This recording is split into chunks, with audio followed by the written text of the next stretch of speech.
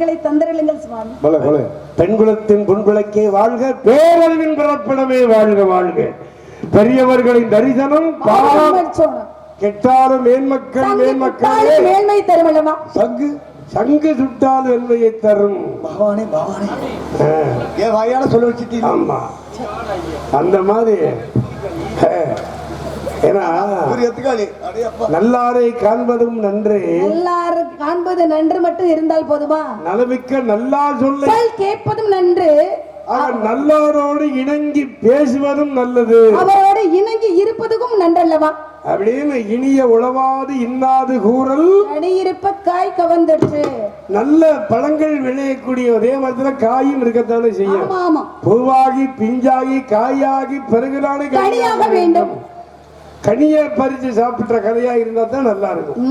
காயை பிடிச்சு தின்னோம்னா அது இனிக்குமா? காய் எந்த காயை சாப்பிட்டா தித்திப்பா இருக்கு, எந்த பழத்தை சாப்பிட்டால் தித்திப்பாக இருக்கும், எந்த பிஞ்சை சாப்பிட்டால் தித்திப்பாக இருக்கும்னு அதாவது வகுத்து சாப்பிடும்போது யோசிக்கணும். அதான் சித்தன் சொல்லுவான், மாங்காய் பாலுண்டு மலைமேல் இருப்போருக்கு தேங்காய்பால் எதுக்கடி அப்படின்னா. மாங்காய் பால் உண்டு, மாங்காய் பால் தேங்காய் அப்படின்லாம் கோடு வார்த்தைகள். இப்ப மாங்காய சாப்பிடணுங்கிற ஆவல் எடுத்து கடிச்சோம்னா அதுல பால், காம்புல பால் இருக்கும். என்ன சொல்றீங்க? மாங்காய் காம்புல புடுங்கினோம்னா பால் சட்டு சட்டு வரும். சொட்டு சொட்டு அது உதடுல படிச்சுன்னா உதடு புண்ணாகிவிடும். புண்ணாயிரும். என்ன காரணம்? அப்ப புண்ணாகும் போது அந்த புண்ணு ஆத்துறது எது? தேங்காய் பால். அதான் மாங்காய் பால் தேங்காய் பால். இது வந்து அதே போல மாங்காய் பாலுண்டு மலை மேல் இருப்போருக்கு. இப்ப திரௌபதி அம்மன் ஆலயத்துல தெய்வத்தை வணங்குறோம்.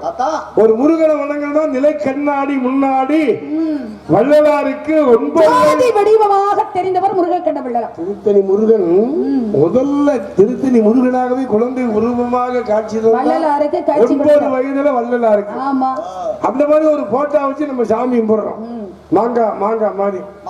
ஆமா, மலைமேல் இருப்பவர்கள் அந்த தெய்வத்தை அடைந்து அந்த தவம் செய்து உச்சநிலையை அடைந்த பிறகு படம் தேவையில்லை. ஏனில ஏறவனுக்கு முதல்ல ஏறதான் ஏணி தேவை. ஏறி மேல போயிட்டோம்னா ஞானத்துக்கு வந்துடுறோம். பிரச்சனை இல்லைங்க. ஆமா, ஏறிட்டோம்னா பிரச்சனை இல்லைன்னு. ஏறிட்டோம்னா பிரச்சனை இல்லை சொல்றேன். ஏணி தேவையில்லைன்னு. அப்ப ஏணி தேவை இல்லையா? ஏறிட்டோம்னா ஏணி தேவையில்லை. அப்ப முக்தி நிலைமைக்கு வந்துடுறோம். அப்ப போட்டா தேவையில்லை. போட்டா வச்சுதான் சாமியை கும்பிடணுமா? அந்த தெய்வம்ங்கிறது உள்ளத்துக்குள்ள வந்துடுற. அதான் மாங்காய் பால் உண்டு மறுமேல் இருப்போருக்கு தேங்காய் பால் எதுக்கடிங்கிற மாதிரி இந்த காயங்கிற இந்த உடம்புல அந்த தேகத்துல அந்த இறைவனுடைய ஞான சொரூபம் ஐக்கியமாகி விட்டால் அவன் நேரடியா போட்டா பார்த்து அவசியம் இல்ல. கடவுள் எங்கே இருக்கிறார் அப்படின்னா கடவுள் கடவுள் கடவுள் இருக்கிறார். எதுக்குள்ள இருக்கிறார்? மனதுக்குள் இருக்கின்ற போது எதுக்காக வந்து படத்தை வைத்து உருவ படத்தை சிலையை வைத்து வணங்கணும்? மனசார நினைத்தாலே போது விடுமே கடவுளை வந்து வழிபடுறதுக்கு. அப்படின்றதுனாலதான் கடவுள் மனதுக்குள் இருக்கின்றார் அப்படின்னு சொல்லி ஒளி வடிவமாக ஜோதி வடிவமாக அந்த வடலூரில் பிறந்த வள்ளலாராகப்பட்டவர் அருள் பெருஞ்சோதி தனிப்பெரும் கருணை வாடிய பயிரை கண்ட போதெல்லாம் மனசு வாடி போய் நின்னார். பயிர் வாடுறத பார்த்து ரொம்ப வேதனைப்பட்டாரு. இப்படி ஏன் எதுக்காக வாடணும்? மழை முகம் காணாத பயிரும் தாய் முகம் காணாத பிள்ளையும் எப்பொழுதும் வாட்டமா தான் இருப்பாங்க. 1000 பேர் வந்து தாயாக பாவித்தாலும் பெற்ற அன்னைக்கு ஒரு அன்னைக்கு ஈடு இணை ஒருத்தரும் கிடையாது. அதே போல எவ்வளவுதான் நீர்களை பாய்ச்சி புஞ்ச நிலங்கள்ல வந்து விளையை வைக்கலாம் நினைச்சாலும் ஒரு மழைக்கு ஈடாகுமா? மழை பேரு மகப்பேரு மகாதேவனுக்கு கூட தெரியாது அப்படின்றது பாரு. அந்த மழை வாடிய பயிரை கண்டபோது மனம் வாடி நின்றார்னா ஏன் நின்றார்னா எதுக்கு? மழை இல்லாம இந்த பயிர் வாடுகிறது. அதே போல ஒரு வருடத்துல மழை சரியா பெய்யலன்னா விவசாயம் போயிருமே. விவசாயம் சரியில்லாம போச்சுன்னா மக்களுடைய வயிறு வாடி விடுமே. பிணி என்பது நோயாக மாறிவிடுமே அப்படின்னு சொல்லி அதனாலதான் மனம் வாடி நின்றாரா அன்னைக்கு. அதே மாதிரி அன்ன சத்திரம் ஒன்றை ஆரம்பித்தாராம். வடலூரில் வந்து மூட்டப்பட்ட அன்னைக்கு தீயாகப்பட்டது இன்றும் கனலாக வரக்கூடிய பக்தர்களுக்கு அன்ன சத்திரமாக அம்பிட்டு வந்து வழங்கி. அதனாலதான் அதுல என்ன ஒரு விஷயம், வள்ளலாருக்கு என்ன விஷயம் தெரியுமா? அருமை, இப்ப நம்ம எல்லாம் நடந்து போகும்போது பூமியில நம்முடைய நிழல் தெரியும். சூரிய ஒளி பட்டவுடனே நிழல் தெரியுமா இல்லையா? ஆனா வள்ளலார் வரும் பொழுது நடந்து சீடர்களோடு வந்தாருன்னா அவருடைய நிழல் பூமியில தெரியாது. என்ன காரணம்? என்ன காரணம்? என்ன காரணம்? நீங்க தான் சொல்லணும். நான் தான் சொல்லணும். நீங்க தான் கேட்டீங்க. ஆமா, இல்லாட்டி நீ நாடக வேஷம் போட்டு வந்திருப்பீல. இருக்காங்க. அப்ப நான் சொல்லிட்டா உங்களுக்கு வேலை இல்லாம போயிருமே. அதனாலதான் இப்ப நம்மெல்லாம் நீ செத்து நான் செத்து போயிட்டோம்னா எரிப்பாங்க. ஆமா. ஒன்று புதைப்பாங்க, இல்லாட்டி எரிப்பாங்க. ஆனா வள்ளலாருடைய தேகம் மரணமில்லா பெருவாழ் வாழ்ந்த ஞானி அவர். ஜீவ சமாதியாக. வடலூரில் தை பூஜை ஜோதி கண்டேன், அங்கே வள்ளலார் ஏற்றி வைத்து நீதி கண்டேன். அப்புறம் அன்னை முடிச்சிடும்டா. அந்த மாதிரி ஆனா யாருங்க அவரு? அவர் அந்த தம்பி விட்டுது. ஏன்னா தொட்டனைத்தூர் மலர்கேடி மாந்தருக்கு கச்சனை தூரும் அறிவு. ஏன்னா தோண்ட தோண்ட என்னைக்கு நீர் சுரந்து கொண்டே இருக்கும். ஆமா. இப்ப உலகத்துல 3/4 பாகம் தண்ணி தான். ஒரு பாகம் நிலப்பகுதி சொல்றீங்க. உலகம் 3/4 பாகம் இப்ப தண்ணியில தான் ஓடிக்கிட்டு தண்ணியில தான் ஓடிக்கிட்டு. அது இல்லனா உலகம் இல்லங்க. ஆமா. தண்ணீர் இல்லாம எந்த புழு பூச்சி கூட வாழ முடியாது. தண்ணி இருந்து அது குடிக்க முடியுமா? நம்ம எல்லா தண்ணியும் எப்படி குடிக்கிறது? கடல் தண்ணி கரிக்கும், அது வந்து உப்பு தண்ணியா தானே இருக்கு. ஆமா. 3/4 பாகம் உலகத்தில் தண்ணி கடல் நீர் பரப்புல இருந்தாலும் அதை குடிக்க முடியுமா? ஆனா அதே தண்ணீரை அருந்தும் கடல் ஜீவன்கள் வாழுகின்றதே உயிரினம். அதனாலதான் அன்னைக்கு ஐயா நான் பாங்க சொன்னால, கடல் நீர் நடுவே பயணம் போனால் குடிநீர் தருபவர் யாரோ. கடல் தண்ணி எடுத்து குடிக்கலாம்ல? குடிக்க முடியாதுல்ல, கரிக்கும்ல. கிணத்து அப்ப மனிதன் நல்ல தண்ணியை தேடி அலையணும். நல்ல தண்ணி எங்கடா இருக்குன்னு தோணும், எப்படா கிடைக்கும் அப்படிங்கிறதுக்காகத்தான் ஆண்டவன் அவ்வளவு பெரிய கடலை படைச்சு தண்ணிய எங்க ஊத்து இருக்கிற இடத்தை காண்பித்து அதை அறிவாத மனிதன் தேடணுங்கிறதுக்காகத்தானே இறைவன் படைத்திருக்கிறார். மணல் சார்ந்த இடத்துல வந்து ஊற்றை வந்து தோன்றணும்னா நீர் என்பது சுரந்து கொண்டே இருக்கும். அதனாலதான் அன்னைக்கு சொன்னாங்க, தாயை பார்த்து பெண்ணெடு, தரத்தை பார்த்து வரவிடு, நிலத்தை பார்த்து பயிரிடு, நேரம் பார்த்து முடிவிடு. அதுக்குதான் சொன்னாங்க. அந்த மாதிரி அதனாலதான் இந்த தேகத்தை சுத்த தேகமாக ஆக்கிய பெருமை ஐயா வள்ளலாருக்கு உண்டு. பையடா பெரும் காற்றடித்த பையடா மாயனார் குயவன் செய்த மண்பாண்டம் வெறும் ஓடடா. இது பொய்யடா பெரும் காற்றடைத்த பையடா மாயனார் குயவன் செய்த மண்பாண்டம் வெறும் ஓடுதானே. ஓட்டுதான் சமா. ஜீவன் இருக்கும் தொட்டிக்கு தான் நல்லா வந்து நடமாட முடியும். ஜீவன் வந்து போய்விட்டால் நம்ம என்ன ஜடமாக மாறி விடுவோம் அல்லவா? ஆமா. ஜீவன் இருக்கும் தொட்டியும் சொல்லுவாங்க, காற்றுள்ள போது தூத்திக்கிறேன் அப்படின்னா நல்ல நெல்லு இருந்து பதரை தூற்றி எடுப்பது கிடையாது. இந்த ஜீவன் வந்து உடம்புல காற்றாகப்பட்டது இருக்கின்ற வரையில் நல்ல நூல்களை படித்து உங்களை மாதிரி வந்து நல்ல பாடல்களையும் நல்ல விஷயங்களையும் நாட்டு மக்களுக்கு இருக்கிறது எடுத்து சொல்லணும். அதுதாங்க காற்றுள்ள போது தூத்திக்கொள்.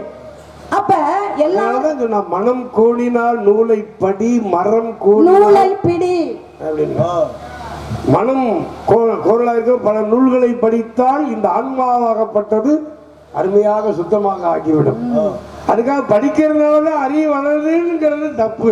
படிப்பதினால் அறிவு பெற்றோர் பாரினில் உண்டு, பாடம் படிக்காத மேதைகளும் உலகத்தில் அதிகம், மிகவும் அதிகம். படித்தவெல்லாம் அறிவாளி, படிக்காதவெல்லாம் அறிவின்னு சொல்ல முடியுமா? சொல்லவே கூடாது.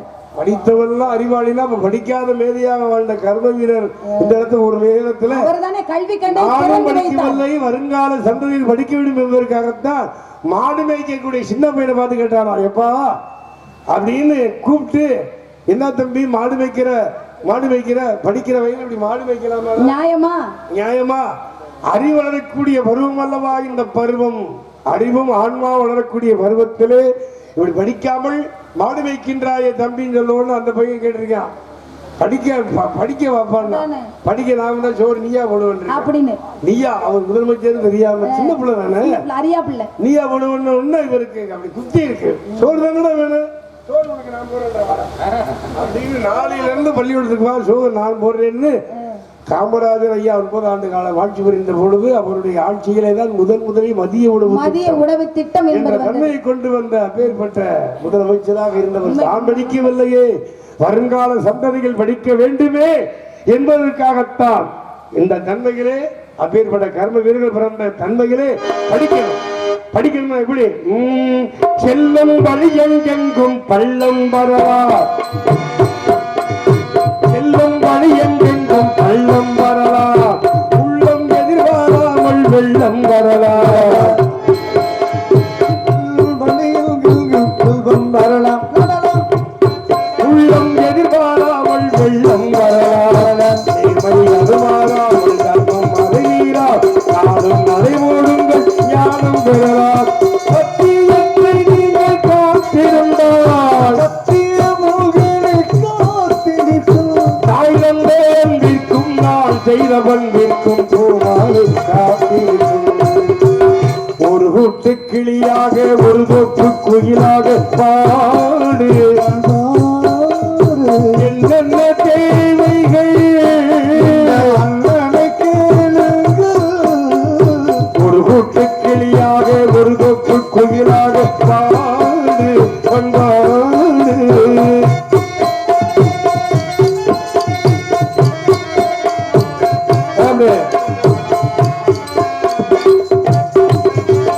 நெல்லின் விதை போடாமல் நெல்லும் வருமா தேவை அது சிந்தாமல் வெள்ளி பணமா வெள்ளி பணமா நெல்லின் விதை போடாமல் நெல்லும் வருமா தேவை அது சிந்தாமல் வெள்ளி பணமா வெள்ளை இளசித்தைகள் வெற்றி கொடி கட்டுங்கள் சொர்க்கம் அது கட்டுங்கள் விண்ணை கொடுங்கள் பேருக்கு வாழ்வது வாழ்க்கை இல்லை ஊருக்கு வாழ்வது வாழ்க்கை இல்லை ஊருக்கு வாழ்வது தோல்வி இல்லை வாழ்வது தோல்வி இல்லை ஆனந்த கண்ணீரில் அபிஷேகம் நான் செய்தேன் கண்ணில் ஈரமில்லை ஒரு தொட்டு கிளியாக ஒரு தொட்டு குயிலாக பாடு பாடு இதை பறந்தாலும் திசை மாறி தெரிந்தாலும் கூடு கூடு ஆகி வந்து வீணைகள் கண்டு மொழி இருக்கும் நாடு சொல்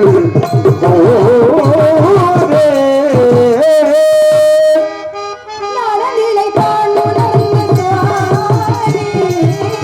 நலநிலை தான் உணர்ந்த சுவாமி. நலநிலை தான் உணர்ந்த சுவாமி. வீடு தாடுழுந்த சாமி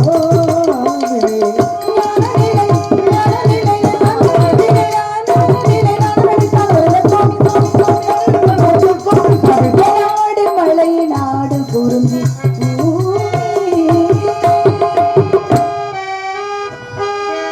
எண்ணும் எழுத்தும் கண்ணெழுத்தகும் என்பார்கள் அந்த மாதிரி மூன்று தன்மைகளே நாடு தொண்டை நாடு ஊரு சிற்றூர் நிலம் குறிஞ்சி. நாடு என்ன செய்தது நமக்கு அப்படி கேட்பதை காட்டிலும் நாட்டிற்காக நாம் என்ன செய்தோம் ஒரு நேரம் நினைத்து பார்க்கணும். நினைச்சு பார்க்கணும் இல்லையா? அதை நினைச்சு பார்க்காம இருந்தோம்னா நாட்டுக்கு நம்ம செய்யற துரோகம் இல்லையா? பெரிய பெரிய துரோகம்.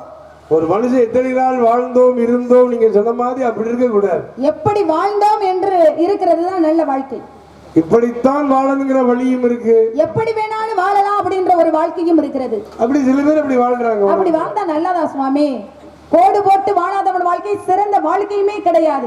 எழுதி விளங்காதான் வாழ்க்கை கழுதை புரண்ட களம் போல் ஆகிவிடக் கூடாது. நல்லவனாய் நீ சின்னவனாய் என்பதை கூறுவது உனது பிறப்பு, நீ நல்லவனாய் இல்லை தீயவனாய் என்று கூறுவது உனது இறப்பு. மனிதன் வாழ்ந்த பின்னாடி இறந்த பின்னாடி தான் ஒரு நல்லவன் தீயவன் சொல்லி நிர்ணயம் பண்றது. வாழும் போது தெரிஞ்சிடும், இறந்த பின்னாடி கொண்டுட்டு போவாங்கல்ல புண்ணியமா. அந்த மாதிரி மனுஷன் இந்த உலகத்துல யாருமே கிடையாது. இன்னும் 10 வருஷம் இருந்தா நல்லது பண்ணிருப்பாரு ஊருக்கு அப்படின்னு சொல்லுவாங்கல்ல. அதே கெட்டவன் இறந்து போய் கொண்டுட்டு போகும்போது இவன் எப்ப இந்த ஊரை விட்டு போவேன் இந்த உலகத்தை விட்டு போவான் அப்படின்னு சொல்லிதான் எதிர்பார்த்தான் அப்படின்றது மாதிரி இருக்க கூடாதுல்ல. அப்ப வாழ்ற வாழ்க்கை நல்லவன் தீயவன் நிர்ணயம் பண்றது என்ன? இறப்பு ஒன்றுதானா. இறக்கும் போதுதான் சொல்லுவாங்க நல்ல மனுஷனா இருந்தா இன்னும் 10 நாளைக்கு பேசிட்டே இருப்பாங்க. கெட்ட மனுஷன் ஒருத்தர் இருந்தா நல்ல மனுஷங்கிற பேர் வாங்க. ஏன்னா எதிரி இருக்கிற இடத்துல குடி இருக்கணும், துரோகி இருக்கிற இடத்துல குடி இருக்க கூடாது. துரோகி கூட இருந்தே குடி பெருப்பான். எதிரியாகப்பட்டவன் எதுக்கால இருப்பான். அப்ப எதிரி இருக்கிற இடத்துல குடி இருந்தாதான் இவன் எப்படி முன்னேறினான் அப்படின்னு ஒருபடி மேலே முன்னேறி செய்யணும் அப்படின்னு நினைப்பான் எதிரி. ஆனா துரோகி என்ன செய்வான் தெரியுமா? இவன் எப்படி முன்னேறின, அவனை எப்படியாவது வீழ்த்தணுமே, எப்படியாவது சாச்சிரணுமே அப்படின்னு நினைக்கிறவன் துரோகி. இப்ப துரோகியாக இருந்தவன் யாரு? பாரதத்துல சகுனியாகப்பட்டவன். சகுனிதான் துரோகியாக இருந்து கௌரவர்கள் அத்தனை பேர் இறக்கணும் அப்படின்னு சொல்லி கூட இருந்தே குழி பறித்தவன் யாரு? தந்தைக்கு வந்து செய்த சத்தியத்தை காப்பாற்றணும் அப்படின்றதற்காக. இப்ப எதிரியாக இருந்தவர்கள் யாரு? பாண்டவர்கள். பாண்டவர்கள் பக்கம் எதிரி இருந்ததுனாலதான் இங்க வந்து அதர்மம் என்பது அழிந்தது, தர்மம் என்பது நிலைநாட்டப்பட்டது அல்லவா? அதர்மம் தலை தோங்கி தர்மத்தை நிலைநாட்டுவதற்காகத்தான் பாரதத்தின் நாயகனாக கண்ணபிரான் வந்தார். அவர் வந்து எதற்காக வந்தாரு? அதர்மத்தை அழிக்கணும், அடுத்து நடக்கக்கூடியது தர்மத்தை நிலைநாட்டினால்தான் வரக்கூடிய கலியுகம் என்பது சிறப்பாக அமையும் அப்படின்னு சொல்லி நினைத்ததுனாலதான் அன்றைக்கு அதர்மம் என்பது அழிந்தது. இன்னைக்கு அதர்மங்கள் வந்து தலை தோங்குகிறது. அதர்மம் எங்கெல்லாம் தலை தோங்குகின்றதோ அப்பெல்லாம் வந்து அழிக்கக்கூடிய தென்னாடுடைய சிவனை பற்றி எண்ணாற்ற வரைக்கும் விரைவா போன்று சொல்லக்கூடிய சிவனாகப்பட்டவர் அதர்மத்தை அழிப்பார். அழிக்கக்கூடிய தெய்வம் சிவன் அப்படின்னா எல்லாத்தையும் அழிச்சிருவாரு? அழிக்க முடியாது. அதர்மம் எங்கே இருக்கின்றதோ அங்கே அழிக்கணும். தர்மத்தை யாரு காக்கிறது அப்படின்னா காக்கக்கூடிய பெருமாள் வந்து தர்மத்தை மட்டும் காப்பாராம். எனக்குத்தான் வந்து காக்கக்கூடிய பெருமாள் இருக்காரே, நம்ம எல்லாத்தையும் செய்வோம் அப்படின்னு சொல்லி தவறு செய்தோம்னா அதையெல்லாம் காக்க மாட்டாரு பெருமாள். எதை காப்பாற்றணுமோ அதை மட்டுமே வந்து காப்பாற்றுவாரு. படைக்கக்கூடியது என்ன? உங்களுடைய தந்தையுடைய பிரம்மனுடைய வேலை அல்லவா? எல்லா ஜீவராசிகளும் பெருக்கம் என்பது அதிகமாக இருக்கணும்னு சொல்லி படைக்கிறது மட்டும்தான் அவர் வேலை. காக்கிறது மட்டும்தான் பெருமாள். அழிக்கிறது யாருன்னு? சிவனாகப்பட்டவர். அப்ப பாத்தியலா, படைக்கிறதுக்கு ஒரு தெய்வம், காக்கிறதுக்கு ஒரு தெய்வம், அழிக்கிறதுக்கு ஒரு தெய்வம். அவங்களுக்கு கொடுத்த வேலையை சரியா செய்யலைன்னா உலக வாழ்க்கை சீர அமையுமா? ஒரு நாளும் அமையே அமையாது. அதே மாதிரி நம்மளுக்கு கொடுத்த வேலை எது? அந்த வேலையை சரியா செய்யணும். நம்ம என்ன வந்தோம் போனோம்னு போனா நம்ம தொழில் நல்லா இருக்குமா? அவங்களுக்கு ஏன்னா உழைப்புக்கேற்ற ஊதியம் அப்படின்னு இருக்காங்கல்ல சுவாமி. உழைப்புக்கு மேலேயும் வந்து நிறைய பேர் வந்து ஊதியம் வாங்கிக்கிட்டு இருக்காங்க. ஆனா அந்த வாங்குற ஊதியம் வந்து நிலைச்சு நிக்கணும்னா 4 பேர் சேர்ந்த காசு. அப்ப எப்படி இருக்கணும்? நல்ல விதமா உழைக்கணும். ரொம்ப பேர் உழைக்காமே வாங்கிக்கிட்டு இருக்காங்க. அது நிலைச்சு ஒரு நாளும் நிகழ்ச்சாது. பேர் என்பது நிறைய பேர் வந்து பேர் எடுத்துருவாங்க ஒரு நாளிகையில. உங்களை போல அந்த பேரை வந்து காப்பாத்துறது எவ்வளவு பெரிய சிரமம். இன்னைக்கு வந்து உங்களை மிஞ்சினதுக்கு ஆளு நம்ம மதுரை என்பதில கிடையாது. ஏன்னா பாட்டுக்கு நாரதன் அப்படின்னா நாரதர் வேஷத்தை போட்டு அருமையாக பாடல்களை பாடக்கூடியவர் யாருன்னா அருமை அப்பா நீங்க தான். ஏன்னா உங்களை நீங்க பாடும்போது நாங்கெல்லாம் சின்ன பிள்ளையாக இருந்து நாடகத்தை பார்த்து வளர்ந்தவங்க இப்படி எல்லாம் பாடுறாங்களே அப்படின்னு சொல்லி மெய்சிலிருந்து போனோம் அல்லவா? அதை பார்த்து தான் இந்த நாடக தொழில நம்மளும் வந்து பாடணும், நடிக்கணும் அப்படின்ற ஒரு ஆசை. அப்ப என்ன செய்யணும்? 4 பேருக்கு நம்ம வந்து எப்படி வாழணும்னா நம்மளை மாதிரி ஒருத்தர் வந்து வாழணும்னு சொல்லி வழிவகுத்து கொடுக்கணும். இந்த செம்பரியாட்டு கூட்டம் மாதிரி வந்து 10ஓட 11 போனா நல்லா இருக்குமா? அப்படியெல்லாம் இருக்கக்கூடாது. நம்மளை தனித்து காட்ட வேணும். பசித்திரு, தனித்திரு, விழித்திரு அப்படின்னு. ஆபத்துக்கு உதவாத பிள்ளை பிள்ளையா இல்லையே, அப்ப இறந்து போயிடுறாரு.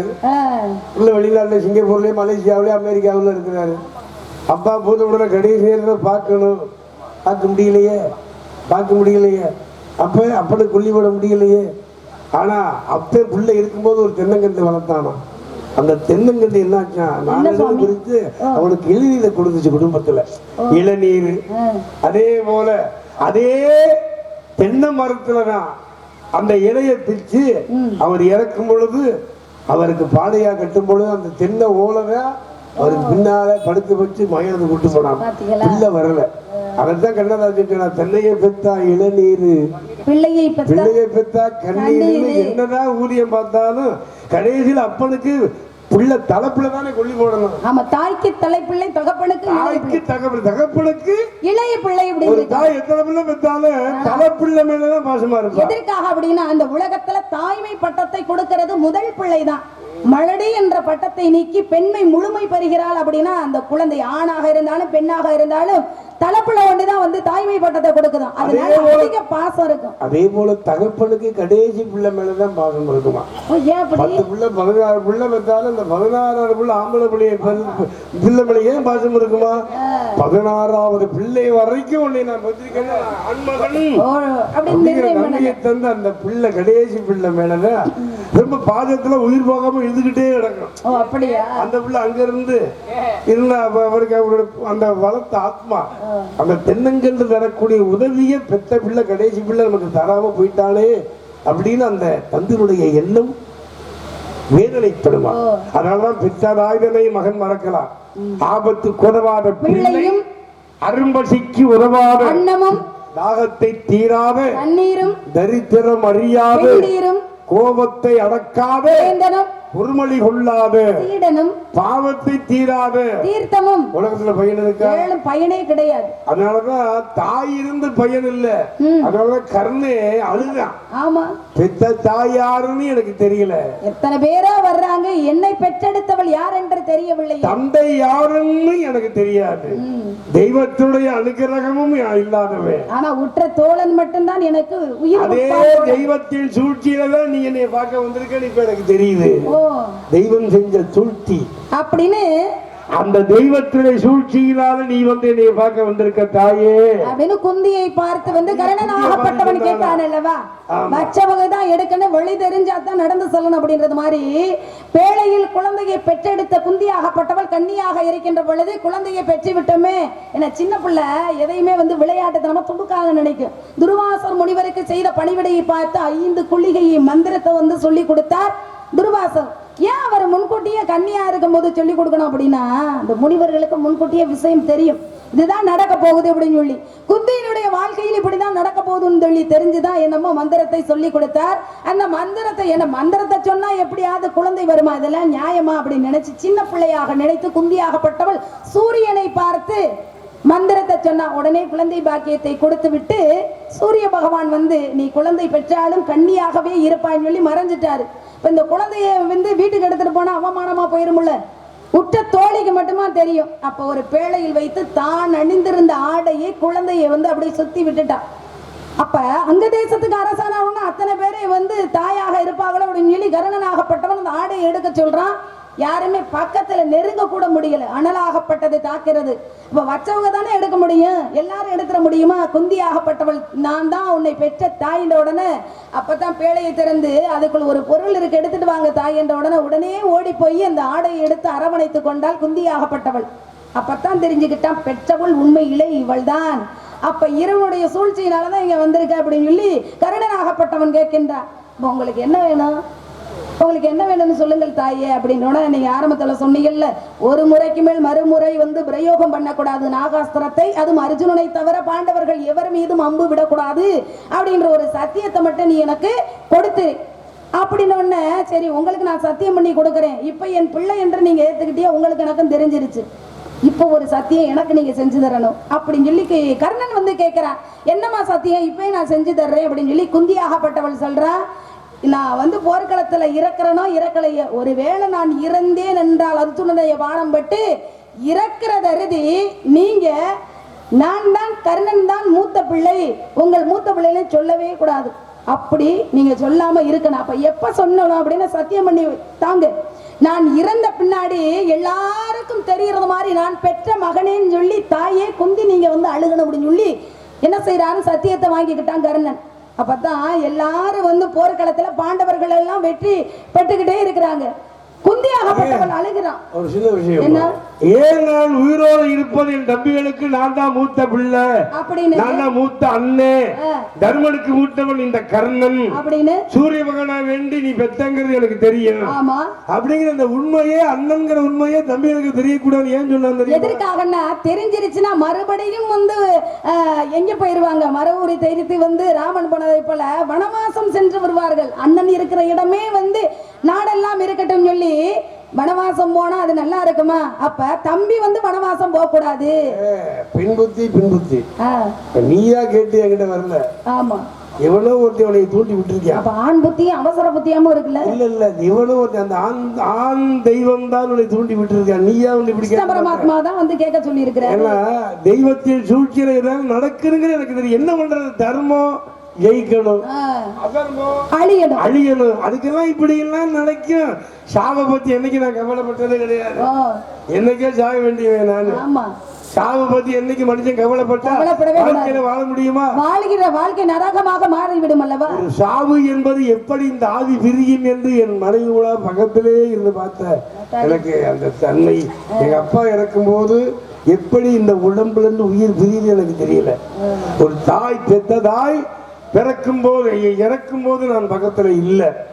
ஏன்னா அப்ப நாடகத்துக்கு போயிட்டு வெண்ணாவல் பிடிக்க. ஆனால் என் மனைவி சிவன்ராத்திரி அன்னைக்கு இறந்த பொழுது சரியா சிவன்ராத்திரி முதல் நாள் சரியா 2:05 2:05 இந்த ஊழலுக்குள்ளதான் அவளுடைய ஆத்மா பிரியக்கூடிய நேரம். சிவன் பாடல்களை எல்லாம் தேவாரங்களை பாடிக்கொண்டே இருந்தேன், கண்ணீர் ஒழுக. அவன் கையில் அப்படியே தொடர்ந்து கொண்டுகிட்டே இருந்தேன். அப்படியே ஆவி பிரிய போவது நெஞ்சுக்கு வாய்க்கின்ற ஒன்று. இந்த ஆத்மா கண் வழியாக செல்லும், இன்னொன்று வாய் வழியாக செல்லும். இந்த ஆன்மா பிரியும் போது, உயிர் பிரியும் போது அதே போல் அவள் அழுதாள். அவளுடைய அந்த தேகமாகப்பட்டது அழுது கொண்டே இருந்தது. ஆனால் என் மகள் 2 பேரும் சொன்னாங்க, அம்மா நீங்க கவலைப்படாதீங்க, அப்பாவை நாங்கள் காப்பாற்றுறோம், அப்பாவை நாங்கள் பார்த்துக்கிறோமான்னு சொன்ன உடனே அந்த கடைசியில இந்த ஆத்மா இந்த கண்ணில் இருந்து நீர் வந்து வாய் வழியாக அருகில் இருந்து பார்த்தீங்க. அருகே இருந்து பார்த்தேன். அந்த காட்சியை நான் பார்த்தேன். அதை பார்த்து அதுதான் கர்ணன் சொன்னான், சாவை பற்றி என்னைக்கு நான் கவலைப்பட, என்னைக்கும் மனிதனாக பண்ண என்னைக்கும் சாவு நிச்சயம். என்ன நல்ல நாளிலே எந்தவித அவிட்டமோ எந்தவித தாக்கமும் இல்லாமல் யாருக்கும் பாதகம் இல்லாமல் அவள் அந்த ஈசன் மதுரையை ஆளுகின்ற சொப்பநாத பெருமானுடைய காலடிகளே சிவனாகவே அடைந்து விட்டாள். அந்த நிகழ்விலே நீங்க சொல்லும்போது அந்த காட்சி ஞாபகத்துக்கு வந்தது. அந்த மாதிரி தூங்க அந்த ஜனனம் என்பது ஒரு வழியாக, மரணம் பல வழியிலே வந்தாலும் இந்த ஆத்மா இறக்கக்கூடிய நாள் நல்ல நாளாக அமைந்தது. நம்ம பெருமையாக அவள் கண்ணீர் விட்டாள். சரி அப்பா பார்த்துக்கங்க அவள் சொல்லாம சொல்லி போடுவதை போல அதைத்தான் கருணை சொன்னான். இப்பொழுது நான் உயிரோடு இருப்பது என் தம்பிகளுக்கு தெரிந்து விட்டால் மீண்டும் காலகத்துக்கு சென்று விடுவார்கள். இந்த மகாபாரத யுத்தமே நடக்காமல் அநீதியாக முடிந்துவிடும். ஆக தர்மம் ஜெயிக்கணும், அதர்மம் அழியணும்னா தெய்வத்தின் சூழ்ச்சியால் நீங்க வந்திருக்கீங்க. அதனால நாகாசுர கணையை ஒரு முறைக்கு மேல் மறுமுறை அர்ஜுனன் மீது ஏவ மாட்டேன், இது உறுதி. 2வது அர்ஜுனனை தவிர மற்ற 4 தம்பிகளை நான் என்னாலும் சீண்ட மாட்டேன், இது தெய்வத்தின் மீது சத்தியம் அப்படின்னு சத்தியம் பண்ணி கொடுத்தாங்க. அதுக்கப்புறம் தான் இந்த அம்மா கேட்டாங்க. இவன் கேட்டதுக்கு அப்புறம் தான் இவன் கேட்டா, என்கிட்ட வரம் கேட்கிறியா அம்மா, நீ எனக்கு ஒரு வரம் கொடுமா, எனக்கு 2 வரம் கொடுமா. ஆமா ஆமாம்மா, இதை சொல்லக்கூடாது. அதே மாதிரி நான் இறந்த பின்னாடி என்னை வந்து நான் தாங்கள் தான் பெற்ற தாய் என்று போர்க்களத்தில் நீங்கள் வந்து அழுகணும் அப்படின்ன உடனே ஊர் உலகமே நீ ஒரு அனாதை தாய் தகப்பை இல்லாத தேரோட்டி மகன் ஊர் உலகமே வஞ்ச பொழுது என் மனதிலே ஈட்டி வாய்ந்ததை போல இருந்தது தாயே. அந்த பெருமை கலங்கத்தை தீர்க்க வேண்டுமானால் நான் இறந்த பிறகு என் மடி மீது தங்கள் மடி மீது என்னை கிடத்தி நான் பெற்ற மகனே கர்ணா அப்படி என்று அழுக வேண்டும் யுத்தகலத்தில் அப்படின்னு சொல்லி கர்ணனாகப்பட்டவன் கேட்டுக்கொண்டதுக்கு நங்க தாயாகப்பட்டவள் அதனால் இறுதி அந்த ரகசியத்தை மனதுக்குள் பூட்டி வைத்து வேதனைக்குள் வந்து உள்ளாக்கினார். அப்பதான் என்ன யுதிஷ்டன் சொல்லக்கூடிய தர்மன் வந்து பாக்குறான், தாயினுடைய குரல் போர்க்களத்தில் கேட்கிறதுன்னு சொல்லி ஓடோடி வந்து பாக்குறான். 5 பேர் என்னம்மா எதிரிய தூக்கி மடியில வச்சு அழுகிறீங்களே, எதுனா நியாயமா அப்படின்னு கேட்கின்ற பொழுது அப்பதான் குந்தி சொல்றான், எதிரி இல்லையப்பா, உங்களுக்கெல்லாம் மூத்த பிள்ளை, இவன் தான் உங்களுக்கு அண்ணன், கர்ணனாகப்பட்டவன், நான் கன்னியாக இருக்கிற பொழுது பிறந்த குழந்தை. எவ்வளவு பெரிய ரகசியத்தை மறைச்சு இத்தனை உயிர்களும் போவதற்கு முதல் காரணமாக இருந்தீங்களே தாயே, இனிமேல் கொண்டு பெண்களுடைய மனதில் ரகசியம் என்பது தங்காமல் போகட்டும் சொல்லி போர்க்களத்துல தர்மனாகப்பட்டவன் கொடுத்த சாபக்கேட்டின் பிரகாரம் தான் பெண்ணிடம் சொல்லக்கூடாது ரகசியம் அப்படின்னு சொல்றாங்கல்ல. ரகசியம் மனசுல தங்காமல் போனதற்கு என்ன காரணம், ஒரு பிள்ளை தாயை பார்த்து கொடுத்த சாபம். அந்த சாபத்தின் பிரகாரம் தான் இதனால வந்து மனசுல எந்த விஷயமே தங்காது, அப்படியே அடுத்து கொண்ட சொல்லணும்ன்ற ஒரு நினைப்பு வந்துருக்கு. பாரதத்துல எல்லாருமே சாபம் கொடுத்தாங்க. காந்தாரியே கண்ணனை கிருஷ்ணனை சபித்தாலே எங்கன்னா 100 பிள்ளை கொண்டு முடியடா சண்டால பாதி இல்ல. உங்களுக்கு மகாபாரதத்தை சொல்றாங்க 100 பிள்ளைய ஒரு பிள்ளையாவது கொஞ்சமாவது ஒரு பிள்ளை கூட பிற்காலத்துல எங்களை பாதுகாக்க எங்களை கொல்லி வைக்க கூட ஒரு பிள்ளை இல்லாம 100 பிள்ளையும் கொண்டுட்டியே கண்ணா. ஏ கண்ணா கிருஷ்ணா, உனக்கு நான் ஜாபம் கொடுக்குறேன். இன்னும் 36 வருடம் புரிந்து, ஏன்னா அர்ச்சனாபுரத்து 36 வருஷம் தர்மனுக்கு கிருஷ்ண பரமாத்மா பட்டம் சூட்டிய பிறகு 36 வருஷங்கள் அவன் ஆட்சி புரிந்தார். அத பிறகு 36 வருடத்திலே நீ இறக்க கடவுது அனாதையாக சாவாய் அப்படின்னு காந்தாரி சபிச்சா. அப்ப கர்ண பரமாத்மா என் முடிவை நினைச்சு நீ சபிக்கிற, எனக்கு இறப்பு வரும் என்பது எனக்கு இந்த இடத்துல நீ சொன்னதுனால நான் வருமப்படுறேன். மண்ணாக பிறந்தாலும் தெய்வங்களாக பிறந்தாலும் தெய்வத்திற்கு என்னைக்கு முடிவு உண்டு. தெய்வத்துக்கே இறப்பு இருக்கு, சிவனுக்கும் இறப்பும் இருக்கு. அதான் சொன்னா அந்த கோடிகள் அழிந்திடும், இந்த 5 பூதமும் அழிந்திடும்னா, 5 பூதம்னா என்ன? இந்த உலகம். 5 பூதம்னா பிருதி, அப்பு, தேயு, வாயு, காற்று. இந்த 5 கொண்டதுதானே இந்த உலகம். பிருதி என்பது மண், அதான் பூமாதேவி. அப்பு என்பது கடல், தேயு என்பது நெருப்பு, வாயு என்பது காற்று, ஆகாயம் என்பது வானம். இந்த 5 பூதமும் அழிந்திடும் ஒரு நாள். 5 பூதமும் அழிந்திடும். அதே போல இந்த உலகத்தில் உள்ள நரர், கிண்ணர், கிம்புருடன் அனைத்து பேரும் முண்டகாதிபனும் மாலும் யானும், முண்டகாதிபனும் மாலும் திருமாலும் யானும் முடிவு நாளில் அழிவோம் அப்படின்னு சிவனாகப்பட்டவரே கூறியது போல. ஏன்னா பிறப்பு இறப்பு இல்லாதவன் சிவன் அப்படின்னு இருக்காங்க. ஆனா அப்படிப்பட்ட சிவபெருமானுக்கு ஒரு நாள் அழிவு உண்டு அப்படின்னு அவர் வாசகத்தால வந்து சொன்னது போல தாங்கள் எதற்காக இவ்விடத்திற்கு வந்தீர்கள் என்று எனக்கு தெரியவில்லையே. ஏன்னா காலத்தை அறிந்து நடவாதவன் கோலம் அறிந்த குரங்குக்கு ஒப்பு அப்படின்னு சொல்லி இங்க அப்பு சொல்லுவாரு. அதுல அவனுக்கு வாப்பு வாச்ச நல்ல வாத்தியார். எங்க அப்பா வரிச்சது பழனியப்பன் உனக்கு வாத்தியார் அப்படிங்கிறது எனக்கு தெரியும். அதனாலதான் குலவித்தை கல்லாமல் பாயுங்கிற மாதிரி நெல்லுக்கு இறைத்த வாய்க்கால் வழியோடி புல்லுக்கும் அங்கே பொசியுமா தொல்லுலகில் நல்லாறு ஒருவர் உளரேல் அவர் பொறுத்து எல்லோருக்கும் பெய்யும் மழை அப்படின்னு சோழமன்னர் போது சொன்னாலே ஆட்சியில் நல்லபடியா மழை பெய்யும் அப்படின்னா அவ கிளம்பி வேதம் ஓதுகிற வேதியோருக்கு ஒரு மழை பெய்யும், நீதி மன்னர் நெருகினருக்கு ஒரு மழை பெய்யும், மாதர் கற்புடைய மங்கையருக்கு ஒரு மழை பெய்யும். இப்படி மழை பொழிந்து கொண்டே இருக்கும். என் தாய் திரௌபதி அம்மனின் அருளாலே சீரை வளரும் போதே சாகப்பட்டது வளர்ந்தது. சந்திரமதி பிறந்த போதே தாலியுடன் வதரித்தாள் அல்லவா? சரவணா என் மகனே வாடா. சந்திரமதி பிறந்த போது தாலியோடு பிறந்தார். பரசுராமன் பிறந்த போது அவதரித்தார். ஏன்னா அந்தந்த கோயிலுக்கு அந்தந்த பூசாரி வந்து உட்காரும் போது சரவணங்கிற பூசாரி வந்துட்டாரு, சமயமுத்துங்கிற பூசாரி ஆரம்பத்துல உட்கார்ந்தே இருக்காரு. 2வது தன பூசாரி அருங்கிற பூசாரி வந்து உட்கார்ந்துட்டாரு. இனிமே மணி அடிக்க அவர் வந்துட்டாரு. இனிமே ஏன் மணியை ஆஃப் பண்ணிட்டு உனக்காக பார்த்து அந்த மணி குமரன் யார் ஆகினால மணி ஆமா சுப்பிரமணி அப்படிங்கிற நன்மைகளை உன்னைத்தானே நம்பி வந்தாய் மாலே எடுத்து ஒரு மாலையிலே தெளித்து ஒரு கோலவிலே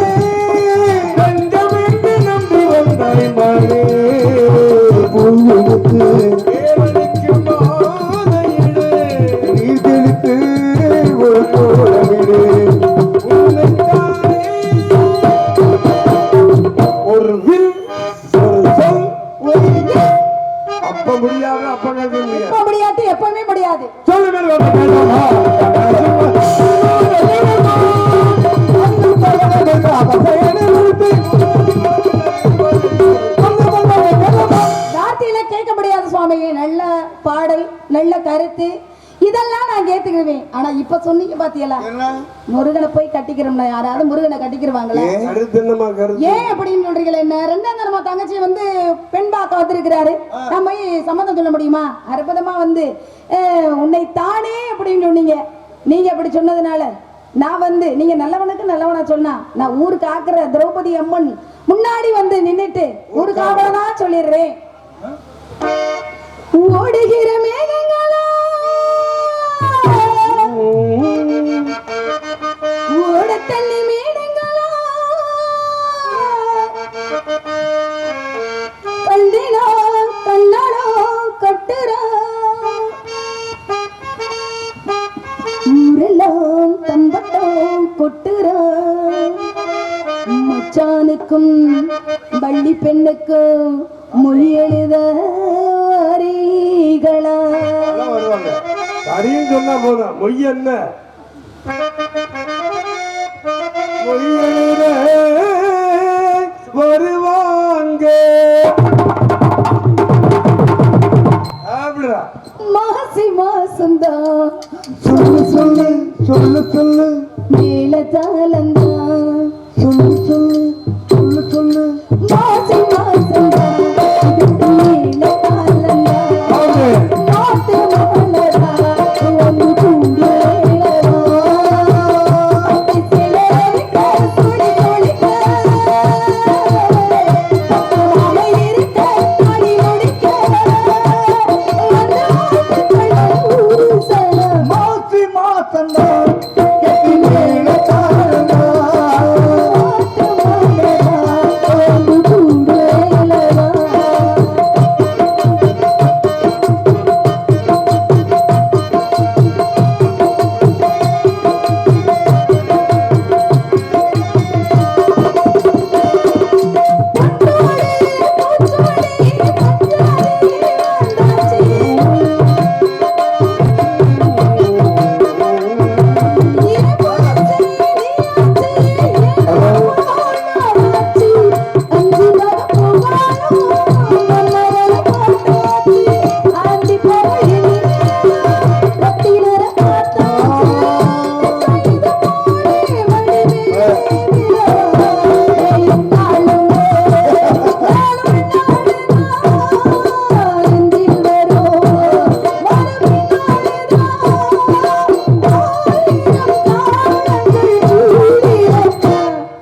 மாசி மாசந்தா கெட்டி மேல தாழந்தா மேல தாழந்தா ஆடாது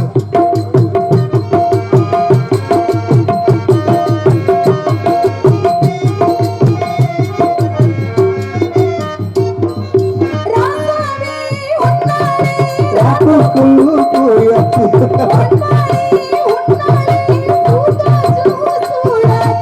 எல்லாமே இப்பத்தானே போடாது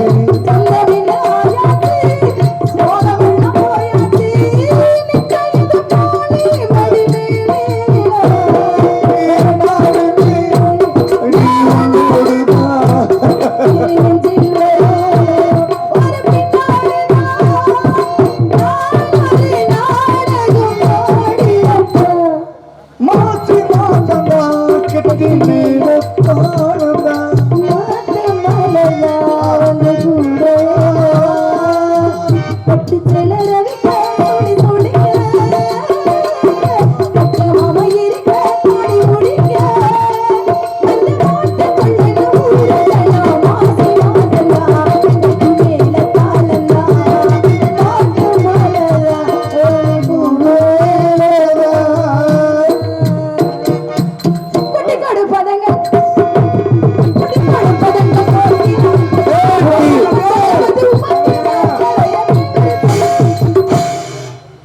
வாழ்க. அருமை அருமை. நல்லா. ஏன்னா அவன் சொன்னால அரும்புகோடலா இருக்குங்கிறதுக்காக அவருடைய மனம் என்னைக்கும் குன்றாது. கரும்பு கோடலா வளர்ந்துச்சுங்கிறதுக்காக அவருடைய சுவை கரும்புல இருந்து வராம போயிருமா? அந்த மாதிரி நல்லதான் பாடுறீங்க, ஆனா பிடிவாதம் பண்றீங்க. பிடிவாதம் வந்து கூட பிறந்தது. வாதத்துக்கு மருந்து கொடுக்கலாம்டா தம்பி. பிடிவாதத்துக்கு உனக்கு எனக்கு வழக்கு இருக்கு, வாடா திருவண்ணை நல்லூருக்கு கூப்பிட்டார். ஆமா போட நீ இருக்கடா. டேய் நீ என்ன பித்து பிடிச்சிட்டா? பித்து பிடிச்சு போச்சா இல்ல இருக்குத்தனம் தான் பிடிச்சு போச்சா என்னன்னே எனக்கும் தெரியலையே. அங்க கதையில திருவள்ளையில நான் கேப்பனா ஆத்தாடி நான் கேட்கவே மாட்டேன். அந்த மாதிரி ஒரு பித்தா பிடிச்சு வச்சு முருகன் வேணும்ன்ற ஏமா முருகனை வேணாம்னா அப்புறம் யார சொல்றத பாத்துட்டு வந்து முருகன் கடவுள தானே. காலத்தின் தன்மையை கருதி காலத்தின் தன்மை மணியை பாரு 4 ஆச்சு. அடிக்கடி ஒரு முறை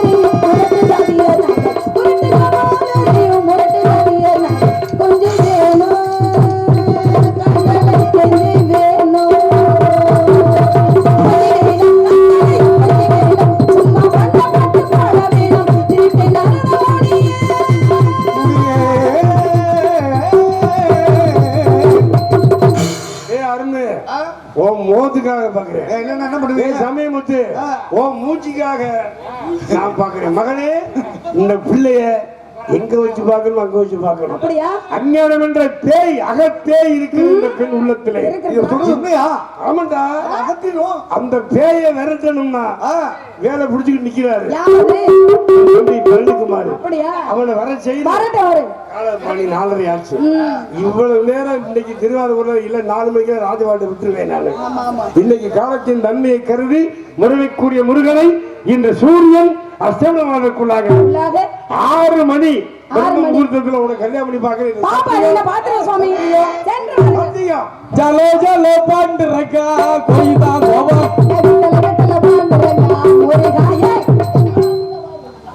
முருகா எங்க அன்பு சகோதரன் கதிர் வேளா இனியாவது உன் கருணையினும் தரிசனமே மேல் படை செய்வாய் செந்தில் வெடி வேளா கந்தல் வடி வேளா வெடி வேளா